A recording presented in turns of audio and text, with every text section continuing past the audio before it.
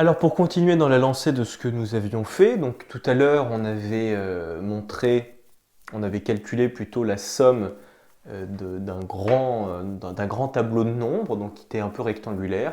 Ensuite on avait fait un tableau qui était triangulaire, que ça venait de l'inégalité i plus petit que j et les deux compris entre 1 et n. Mais on pourrait avoir une forme tout à fait étrange, une forme géométrique un peu quelconque, vous voyez, qui pourrait ressembler à ça, par exemple. Bon, il n'y a aucune obligation que ça ressemble à ça, mais ça pourrait ressembler à ça, et donc à l'intérieur de votre... Ça, c'est votre tableau de nombres, mais qui a une certaine forme.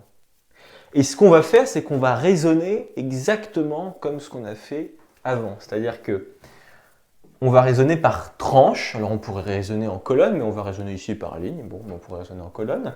C'est-à-dire qu'on va prendre notre première ligne, et là on va obtenir une somme. Donc on aura fixé i, voyez, on aura fixé i, et j va aller d'un certain endroit à un certain autre. Alors là, on a les j, si vous voulez, et là, on a les i.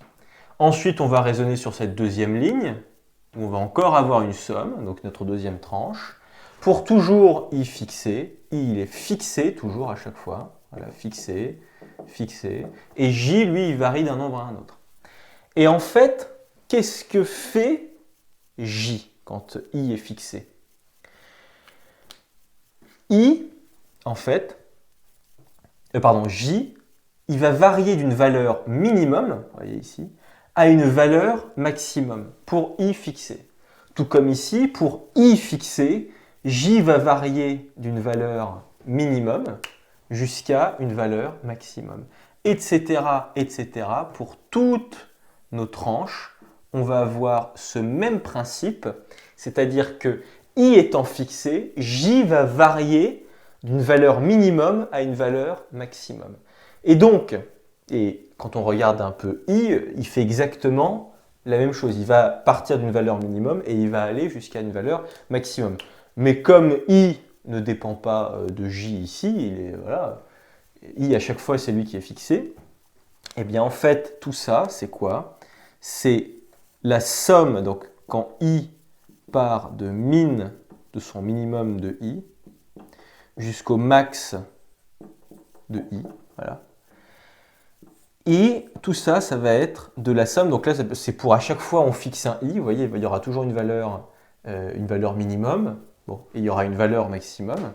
Et ensuite, là, ça va être le minimum de j pour i fixé, très important. Minimum de j pour i fixé. Par exemple, ici, c'est lui. Et il va aller jusqu'à là. Jusqu'à max de j. Toujours pour i fixé. Hein. Toujours pour i fixé. Voilà. Et ça va être la somme ensuite des AIJ. Donc à l'intérieur de ce tableau-là, j'ai tous mes AIJ. Je raisonne par tranche. Vous voyez, tac, tac, tac, tac, tac. J'aurais pu raisonner par tranche de colonne. Là, ça aurait été J qui aurait été fixé. Mais en gros, je me fixe à chaque fois un I. Et J, lui, il va varier d'un minimum à un maximum. Vous voyez. Et ensuite, bien sûr, I, lui, il va partir de sa valeur minimum et il va aller jusqu'à sa valeur maximum, ce qui est logique. Parce que parmi toutes les valeurs de I, là, dans toutes les valeurs que j'ai ici, il y a forcément un minimum et un maximum, et il faut que je les parcours toutes. Voyez. Donc par exemple, on va commencer par cette valeur-là, donc ce qui va être le minimum. Vous voyez, là, on aura les minimums. Ensuite, ça va être celle-là, j'imagine, puis celle-là, etc. Et on aura comme ça toutes nos tranches.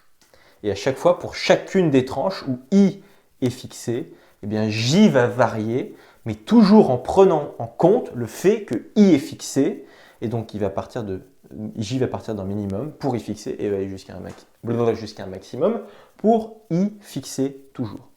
On va maintenant montrer ça de façon moins visuelle et avec des formules, ça va être plus simple. Alors à présent, on va mathématiser un petit peu tout ça après toute cette figure géométrique un peu bizarre.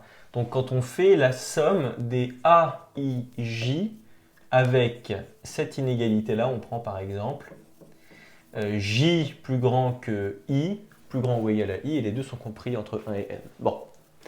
Eh bien, cette somme-là, c'est égal à la somme. Alors d'abord, on prend notre premier indice, I il peut aller de où à où? Il peut aller de 1 jusqu'à n. Son minimum et son maximum, c'est n. Donc il part de 1 et il peut aller jusqu'à n. Donc c'est notre première somme. Et ensuite, j, lui. Pour i fixé, quand i est fixé, c'est-à-dire que lui ne bouge plus, ok, j il peut aller de où à où? Eh bien, il peut aller de i jusqu'à n. Il peut juste aller de i jusqu'à n. Parce que i, là, dans cette deuxième feuille, il doit être fixé. C'est exactement ce qu'on a fait pour nos tranches. Genre, pour la tranche 1, donc i il est fixé à 1, et bien j il peut aller juste d'une certaine valeur à une certaine valeur, et il doit être supérieur ou égal à i. Pour i égale à 2, j il peut que aller de 2 jusqu'à n. Voilà. Donc, et i, lui, va varier de 1 jusqu'à n, hein, bien sûr, sur notre dessin. Et donc des AIJ. Voilà. Ça, c'est toujours la même logique. La première somme, ça fait intervenir le compteur qui va découper les tranches, vous voyez, qui va fixer l'endroit où on va couper les tranches. Et ensuite, le deuxième, eh ben, étant donné que pour une tranche bien précise, j'ai l'impression que je parle de jambon, pour une tranche bien précise, il va aligner, enfin il va voir quelles sont les valeurs qu'il peut prendre, étant donné cette règle imposée là. On peut faire la chose dans le sens inverse, ça veut dire qu'au lieu de considérer que c'est i qui va être fixé, on peut considérer i, c'est-à-dire qu'au lieu de prendre les tranches de façon, en ligne, on peut les prendre en colonne. Donc fixons j dès le départ. Donc on dit qu'on va fixer j. J il va de où à où? Enfin on le fixe, c'est-à-dire que pour la somme d'après, j sera fixé. Mais j il peut aller de où à où si i n'est pas encore fixé? J il va de 1 jusqu'à n. Il n'y a pas de problème. Bon. Mais pour j fixé, i il peut aller de où à où? Il peut aller de 1 jusqu'à j. Vous voyez, puisque si j est fixé, il ne peut pas dépasser cette valeur-là. Vous voyez? Et donc des AIJ. Voilà. Donc cette formule-là, elle a deux expressions différentes. Elle a la somme, donc je recopie, des j, enfin la somme pour j allant de 1 à n, la somme des 1 à j, d à ij. Voilà, on fait la somme des AIJ pour i allant de 1 à j et de j allant de 1 à n. Et donc ça, c'est exactement égal à cette double somme, donc la somme des AIJ. Donc si jamais on fixe i, on le refait encore. Donc i va de 1 jusqu'à n, il peut se balader de 1 jusqu'à n. Mais pour i fixé maintenant dans cette somme-là, eh bien j, il peut se balader simplement de i jusqu'à n. Voilà. Ces deux écritures sont les mêmes. C'est juste que là, vous avez raisonné, alors là, comme vous avez commencé par j, là, vous raisonnez en colonne. Et ici, vous raisonnez en ligne. Bon. Mais on va voir que, alors déjà, là, le i et le j sont des indices.